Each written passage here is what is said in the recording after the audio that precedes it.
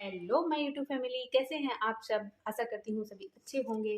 तो देखिए, जब भी हम नए जूते और चप्पल कुछ भी लेकर आते हैं और हम इन्हें ऐसे डब्बों से निकालते हैं, तो आपने अगर नोटिस किया हो तो इनके अंदर न्यूज़पेपर भरे हुए आते हैं, फुल भरे हुए आते हैं। तो आपने कभी गौर किया है कि ये सब क्यों ऐसे आते हैं, मतलब क्यों न्यूज़पेपर इनके अंदर भरे हुए आते हैं? तो वो इसलिए आते हैं ताकि इनका शेप बना हुआ रहे। अगर इनके अंदर न्यूज़पेपर नहीं होगा तो इनके अंदर पड़े पड़े क्या होता है, ये इनका शेप है वो बिगड़ जाता है और ये ऐसे दब जाते हैं। जो चप्पल हो चाहे जूते हो, इनका शेप जो होता है वो खराब हो जाता है। तो डेली वियर की जो चप्पल होती है वो तो ठीक है, हम डेली पहनते हैं।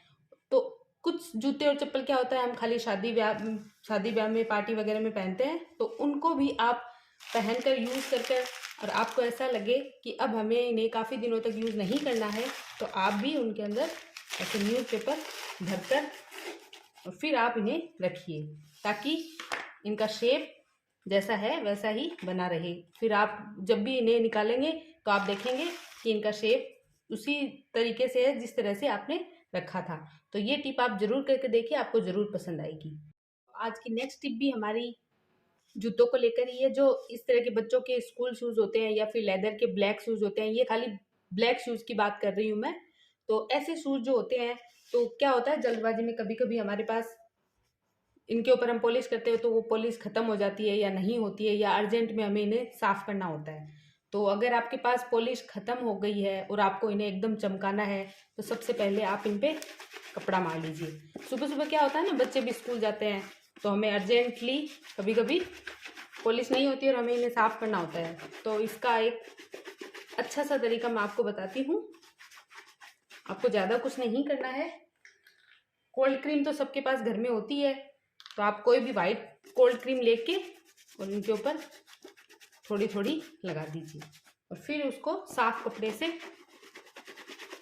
थोड़ा थोड़ा प्रेशर देके और इनको रगड़ देना है। आप देखेंगे पॉलिश से भी ज़्यादा ये साफ आपको दिखाई देंगे। ये देखिए, मैं आपको दोनों जूतों में फ़र्क दिखाती हूँ। ये देखिए, इस जूते में चमक आ गई है और इसमें अभी चमक नहीं आई है।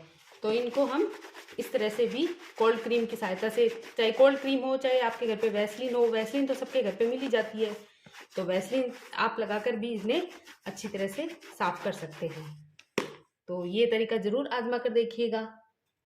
तो अगली टिप हमारी है इस तरह के सेल को लेकर। बैटरी जो हम घड़ी में यूज़ करते हैं या फिर हम टीवी का जो रिमोट होता है उसमें भी यूज़ करते हैं, एसी के रिमोट में भी यूज़ करते हैं। तो ये जो सेल होते हैं, इनकी हम पहचान कैसे करें कि ये पुराना है ये नया है? कभी कभी क्या होता है, मिक्स हो जाते हैं, नए पुराने सेल हम एक साथ रख देते हैं और हमें ये पहचानने में बहुत मुश्किल होती है कि नया सेल कौन सा है, पुराना सेल कौन सा है। तो इसका सबसे अच्छा तरीका तो ये है कि जो सेल आपका ख़त्म हो चुका है वो हल्का होगा और जो नया सेल है उसमें थोड़ा सा भारीपन होगा। आप इसे हाथ में लेके और जब देखेंगे, महसूस करेंगे, तो आपको जो पुराना आपका सेल है वो आपको हल्का लगेगा और जो नया सेल है उसमें थोड़ा सा आपको वजन लगेगा। और दूसरी बात ये है कि कभी कभी क्या होता है कि हमारी घड़ी में सेल डाउन हो जाता है और हमारे पास नया सेल होता नहीं है। तो लाएंगे मार्केट से ये सोचकर हम घड़ी को ऐसे ही, मतलब डाउन चल रही है तो उसको ऐसे ही छोड़ देते हैं। तो घड़ी को हमेशा चलते रहना ही चाहिए, कभी भी ऐसे बंद करके रखना नहीं चाहिए। तो इसके लिए आप एक छोटा सा तरीका कुछ दिनों के लिए अपना सकते हैं। जो ये सेल आपका डाउन हुआ है, इसको आप एक एल्यूमिनियम फॉइल का टुकड़ा लेकर और उसके अंदर लपेट दीजिए। ऐसे पूरा इसको कवर कर दीजिए। पूरा कवर करने के बाद में इसको कुछ देर के लिए आप धूप में रख दीजिए। धूप अब तो गर्मी वैसे आ रही है तो धूप में आप इन्हें रख सकते हैं। तो आप इसे धूप में रख दोगे तो फिर आप देखोगे कि 2-3 घंटे के बाद में आप इसे घड़ी में डालकर देखिए तो आपकी घड़ी चलने लग जाएगी। तो ये आपका 3 से 4 दिन का काम तो निकाल ही देगा और इतने में आपका नया सेल आ जाएगा। तो कैसी लगी मेरी आज की टिप? अगर अच्छी लगी हो तो लाइक कमेंट शेयर ज़रूर कीजिएगा। चैनल पर नए हैं तो सब्सक्राइब कीजिएगा। Bye bye, thank you.